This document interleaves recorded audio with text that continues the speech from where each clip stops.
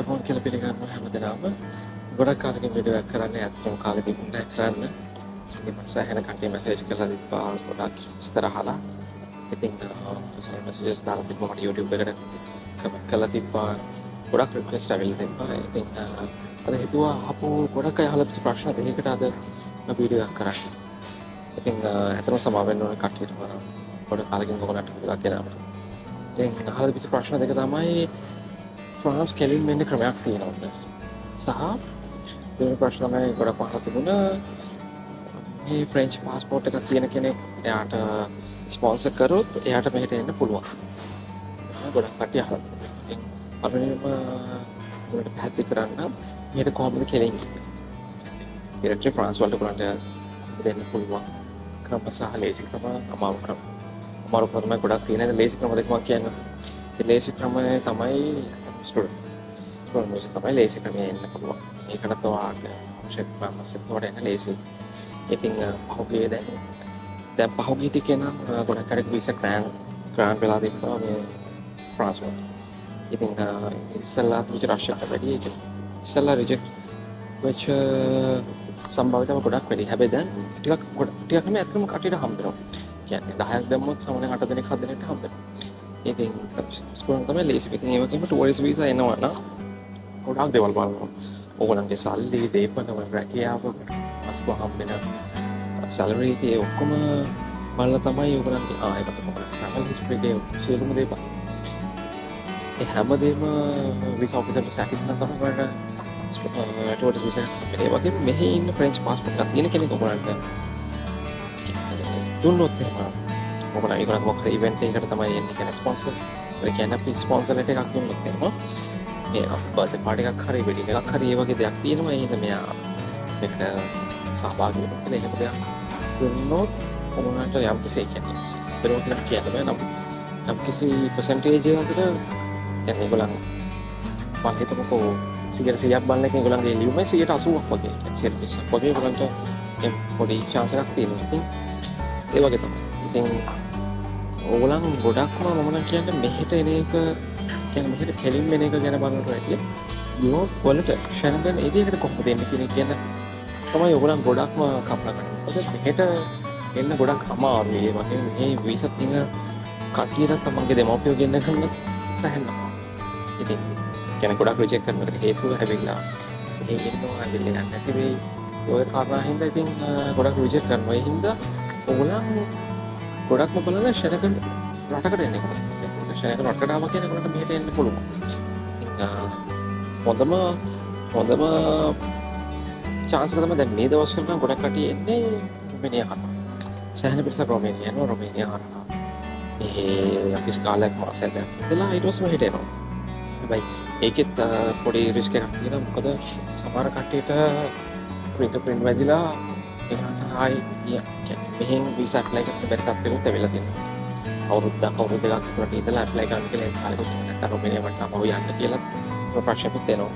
ඒ හින්දා එන්න පහසුයි ඒ ක්‍රමෙන්. හැබැයි ගොඩක් කාලයක් මේ ඉඳලා මෙහෙට ආවොත් මම හිතන විදිහට ෆින්ගර්ප්‍රින්ට් කොහොමද ඒක කියන ඩබ්ලින් වෙන chances වැඩි ගොඩක්.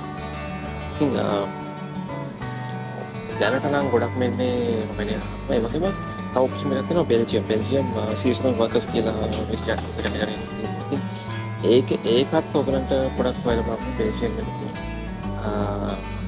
ක්‍රමමාද සීසනල් වර්කර්ස් ලයික් වීසාස් ගන්න. මොකද ඒකට කපල් වීසාස් ගොඩක් හම්බෙනවා බෙල්ජියම් වල. ඒ කවුරුද වැඩ කරනවා කෙලිම ජොබ් එකකට ඉන්න පුළුවන්. ඊට පස්සේ ඔයගලන්ට යන්න පුළුවන්. ගොඩක් කටි කරන්නේ දෙක වැඩ කරලා ඊට පස්සේ වෙන රටකට මයිග්‍රේට් වෙන්න. ඉතින් ඒ වගේ ඔපචුනිටිස් තියෙනවා නිකන් කෙලිම මෙහෙට එන්න හදලා ඔයගලන්ට විසා එක චෙක් කරගෙන ඒ දෙක කරගන්න එපා. බේසික් ක්‍රම ඉතින් මම හිතන විදිහට ඇත්තම ලේසි දැනට ලේසිම ක්‍රමය තියෙන්නේ රොමේනියා හරහා. ඉතින් සෑහෙන පිරිසක් ඉන්නේ. ඔතන මතක තියාගන්න. යාවට පස්සේ දැන් ගොඩක්ම ජොබ් අඩු තත්ත්වයක් තියෙනවා. කියන්නේ සෑහෙන ජොබ්ස් අඩු ඒකට හේතුව ගොඩක් රොමේනියාට මේක මයිග්‍රේට් කරලා සෑහෙන ජොබ්ස් ෆිල් වෙලා තියෙනවා. ඉතින් ඉස්සර තිබිච්ච දැන් මම ආපු කාලේ තිබිච්ච ඒ ජොබ් ආපු ස්පීඩ් එක ගොඩක් අඩු වෙලා තියෙනවා දැන්.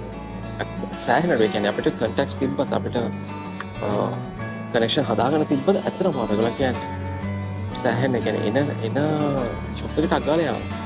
ඉතින් කනෙක්ෂන් ගොඩක් හදාගෙන තිබ්බොත් ටිකක් ජොබ් එකක් හොයාගන්න ගොඩක් ලේසි. ඉතින් මම දන්න ගොඩක් කට්ටිය ඉන්නවා ජොබ් නැතුව කරනවා මේක ලැබිලා මෙහෙට ජොබ් නැතුව කට්ටිය එන්නම් වාලේ එනවා ස්කිල් එකක් නැහැ ලැන්ග්වේජ් එකක් නැහැ ඉංග්‍රීසි කතා කරගන්න බෑ ෆ්‍රෙන්ච් කොහොමත්ම බෑ කියමුකෝ අනේ ශරීර කතා කරගන්න බෑ ඊට පස්සේ මෙහි සාමාන්‍යයෙන් බංග්ලාදේශ් පාකිස්තාන වගේ කට්ටිය ඉන්නවා ඉතින් ඒ ඇට්ලිස්ට් ඒගොල්ලන් ඉන්න තැනකටවත් පැනගන්න හින්දි හරි ඉංග්‍රීසි හරි මොකක් හරි දෙමළ හරි මොකක් හරි තිබුණොත් හරි ඇත්තටම හොයාගන්න හරි ලේසි ෆ්‍රෙන්චුත් බැරුව ඉංග්‍රීසිුත් බැරුව මෙහි ඇවිල්ලා ස්කිල් එකකුත් නැහැ ඊට පස්සේ රැකියාවක් හම්බුනේ නැහැ කියලා කියනවා මේ හොඳ නැහැ එකයි වැඩ නැහැ වැඩ නැති කම්පැනි තමයි ස්කිල් එකක් නැහැ හරි ලැන්ග්වේජ් එක කතා කරගන්න බෑ ඉතින් ඒ වගේ කට්ටිය ඉන්නවා ඉතින් ගොඩක් ඉන්නවා ඒ වගේ අය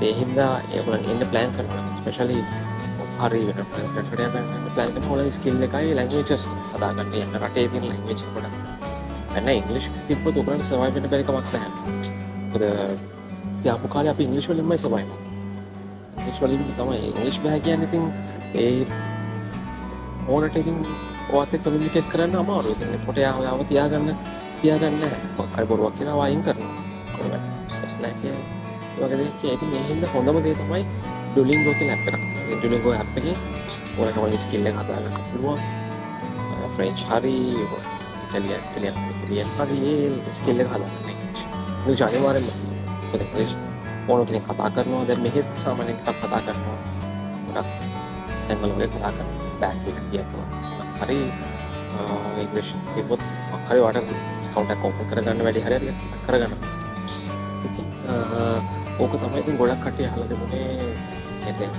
හෙට කෙලින්ම එන විදිය ගැන තමයි ඉතින් මම කියන්නේ කෙලින්ම එන මාර්කට් වැඩිය මම කිව්වා වගේ ප්‍රේක්ෂකයන් මඩකට එන්න පුළුවන් මාර්කට් එන ගොඩක් කතා කරන්නේ වගේම ඒක වගේ බෙල්ජියම් සීසනල් වර්කර්ස් දැන් ඉතින් සීසනල් වර්කර්ස් කරගෙන ඉන්නේ දැන් සමය තියෙන දැන් තමයි ඒගොල්ලන්ගේ ඒ ගේට් එක ඕපන් වෙන්නේ ඉතින් ඔයාලට හොයලා බලන්න බෙල්ජියම් සීසනල් වර්කර්ස්ලාට යන්න පුළුවන් කොන්ෆිගරේෂන් වලද ලංකාවෙත් කීප දෙනෙක් කරනවා ඒජන්සිස් මම නම් හරියට දන්නේ නැහැ.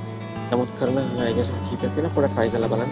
බෙල්ජියම් ආවොත් පොඩි මැච් එකක් ගන්න පුළුවන්. ඉතින් හැමෝම ඉන්නේ මොකක් හරි මැච් එකක් ගහන්න. ඉතින් හින්දා ඉන්දියන් හැමෝටම මම all the best කියලා සුප්පත්නවා. ඔයාලා මොන හරි දෙයක් තිබ්බොත් මට කමෙන්ට් එකක් දාන්න මම වෙලාවක් ලැබුණොත් මම මෙසේජ් එකක් දාන්න. එහෙනම් අපි තවත් වීඩියෝ එකකින් හම්බෙමු. එතකම් ciao.